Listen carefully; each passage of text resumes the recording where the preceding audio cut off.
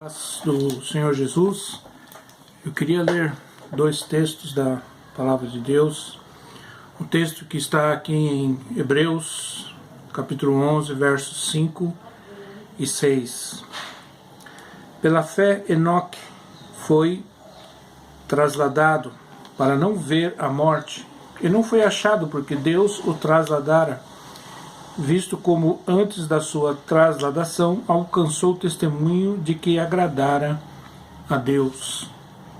Ora, sem fé é impossível agradar-lhe, porque é necessário que aquele que se aproxima de Deus creia que ele existe e que é galardoador dos que o buscam. Vamos ler a palavra de Deus também no livro de Gênesis, capítulo 5, versos 21 a 24. E viveu Enoque 65 anos e gerou a Matusalém. E andou Enoque com Deus, depois que gerou a Matusalém 300 anos, e gerou filhos e filhas. E foram todos os dias de Enoque 365 anos. E andou Enoque com Deus, e não se viu mais, porquanto Deus para si o tomou. Amém? Um dos principais argumentos dos pós-tribulacionistas para refutar a doutrina do arrebatamento pré-tribulação é que nós, desta geração, não merecemos ser arrebatados, vamos dizer assim. Outras gerações da igreja sofreram muitas perseguições e tribulações, como o período de perseguição dos imperadores romanos, nos primeiros 3 séculos, depois de Cristo, a igreja primitiva. No período da perseguição da Inquisição Católica aos dissidentes protestantes, e outros grupos cristãos que não se filiavam ao Vaticano. E atualmente também uma grande parcela da igreja que sofre perseguição, como na China, na Coreia do Norte e nos países governados pelos fundamentalistas islâmicos. Então eles sofrem uma grande perseguição.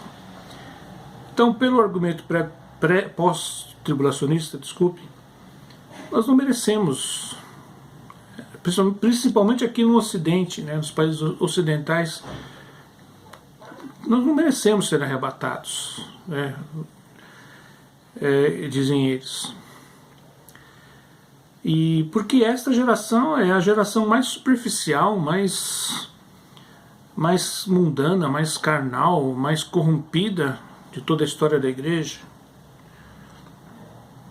E eu não posso discutir com eles a verdade desse fato, realmente é verdade. O próprio Senhor Jesus se referiu a esta geração, a geração laodiceana, pela interpretação dispensacionalista, como uma geração morna, uma geração que fica pelo meio do caminho. Ela professa o cristianismo, professa a fé em Jesus, mas ela permanece ligada ao mundo, ligada às coisas do mundo. E geralmente essa geração é a geração mais bombardeada, pelos apelos mundanos, pelos apelos, pelos chamarizes, pelas opções de entretenimento. Nós temos múltiplas opções de entretenimento, de distração, a televisão, a internet. Nós temos uma infinidade de programas para nos entreter. Nós temos praças, parques, clubes, praias, tudo mais, casas noturnas, baladas, tudo. Então é uma geração que realmente é extremamente bombardeada com distrações. E é uma geração altamente competitiva, O próprio Daniel profetizou que nos últimos dias os homens correriam de uma parte para outra e a ciência se multiplicaria. Então é uma geração mergulhada na tecnologia, então uma infinidade de distrações ao alcance da mão, um videogame, um celular, uma rede social, tal. Então realmente essa é uma geração complicada, difícil. E até certo ponto, o argumento dos pós-tribulacionistas é até coerente. Por que vocês acham que vocês podem vir a almejar serem arrebatados? Porém, é um argumento, apesar de coerente, é um argumento carnal. É um argumento totalmente embasado em justiça carnal, em justiça humana. E o profeta Isaías diz: as nossas justiças são como trapo na imundície. Então esse argumento, essa justificação pós-tribulacionista para refutar o argumento pré-tribulacional, é um argumento baseado em justiça humana e não passa de trapo na imundície, como todo argumento de justiça humana. Mas como explicar a questão de Deus ter oferecido ou prometido um arrebatamento para uma geração tão fraca da igreja, que é a geração dos últimos dias, a geração que iria cair na apostasia, queria experimentar o distanciamento, a separação do verdadeiro evangelho. Porém, vamos examinar a vida de Enoque. Por que Deus levou Enoque? O que a Bíblia nos fala sobre Enoque? Ela fala muito pouco. Diz somente que Enoque, em primeiro lugar, ele é citado na genealogia como todos os outros, todas aquelas outras pessoas que foram citadas nas genealogias bíblicas. Viveu tantos anos, gerou esse, viveu mais tantos anos, morreu. Então. Só que Deus faz, como o Espírito Santo, abre uma nota a respeito de Enoque. Ele é citado, assim como todos os outros citados naquela genealogia de Gênesis,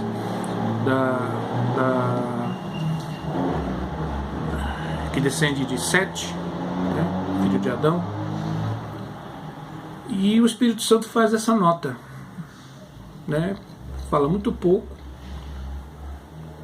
e diz: Enoque andou com Deus, porquanto Deus o tomou para si.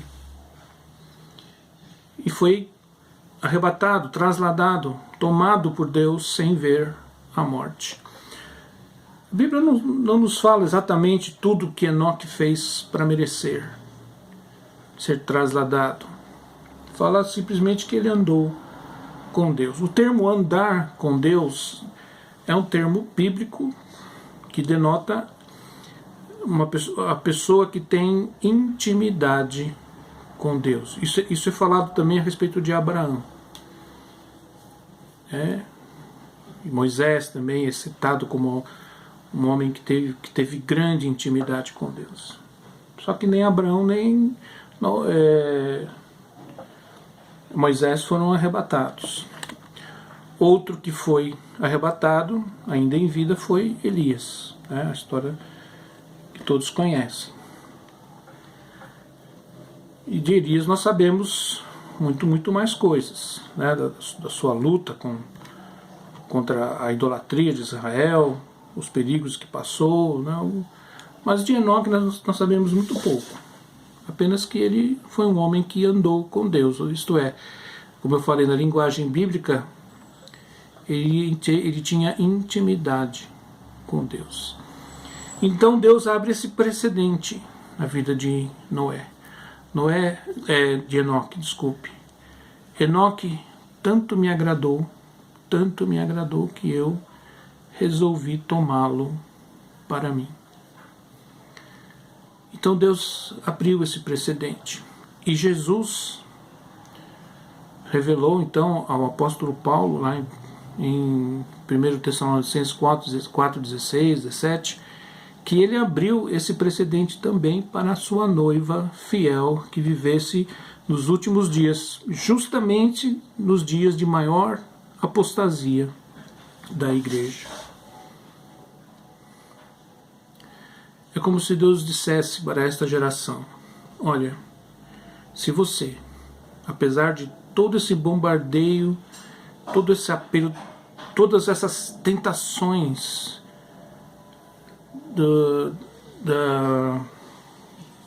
da vida moderna, para você se afastar de mim, mas se você conseguir voltar as costas para tudo isso, mesmo vivendo numa sociedade tão corrompida, mesmo vivendo numa igreja tão superficial, mesmo vivendo em meio a irmãos que se dizem cristãos, que se dizem crentes, mas que você vê na vida deles tanta superficialidade e tanto mundanismo, vamos dizer assim, tanto apego às coisas terrenas. Se você conseguir virar as costas para todo esse apelo, para toda essa tentação, e ainda assim buscar intimidade comigo, buscar me conhecer, gastar tempo para me buscar, para me conhecer na oração, na súplica, na intercessão, no exame da Escritura, se você fizer isso, eu te prometo que eu não te entregarei ao período da ira da grande tribulação. Quando eu estiver ressuscitando os meus que morreram fiéis, você que ainda estiver vivo, eu também te puxarei junto com eles. Se você vencer essa mornidez toda do meio da igreja e essa corrupção desenfreada da sociedade à sua volta, e você for fiel a mim, manter a sua fé em mim, eu vou fazer com você o mesmo que fiz com Enoque, o mesmo que fiz com Elias. Eu irei levá-lo sem que você passe pela morte. O arrebatamento, meu irmão, minha irmã, é simplesmente um oferecimento de graça, da graça da Deus, ou uma demonstração da graça de Deus. Eu vou mostrar ao mundo a glória da minha graça, levando um povo, livrando eles da ira futura e levando-os sem passar pela morte. Isso é graça. Graça que outros cristãos de outras gerações, talvez melhores do que nós, não tiveram. É um grande privilégio. É ser participante de uma extraordinária graça. Mas é preciso manter a fé. E como o Senhor nos propõe, mesmo com todo o apelo carnal, todo o apelo secular à nossa volta, querendo nos envolver em tantas atividades, tantas distrações, mesmo vivendo numa geração tão competitiva, onde muitos cristãos se enterram no trabalho, na sua profissão, para manterem a sua posição profissional, e muitas vezes se esquecem de Deus, se esquecem até da própria família. No meio de tudo isso, se você me buscar e conseguir manter a fé em mim e separar tempo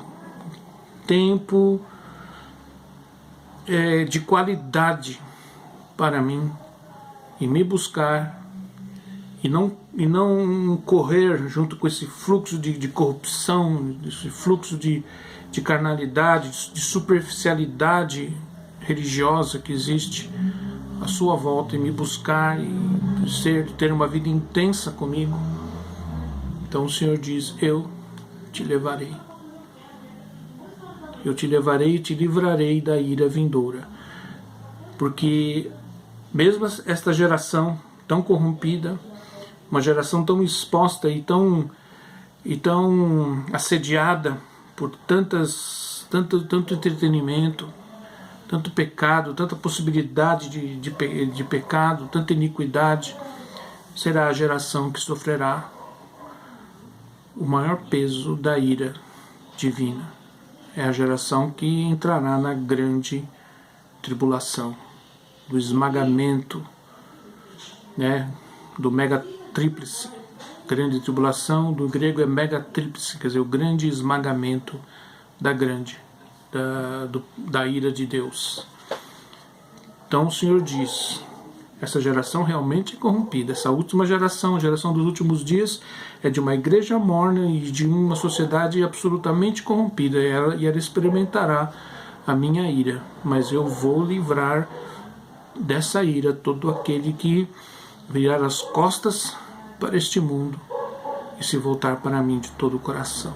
Eu prometo a ele que farei com ele o mesmo que fiz com Enoque. Amém, irmãos? Tenha fé no arrebatamento. Busque a Deus. Leve a sério esta palavra. E você será incluído no arrebatamento da noiva. Maranata, o Senhor Jesus está voltando. O Espírito e a noiva dizem, vem.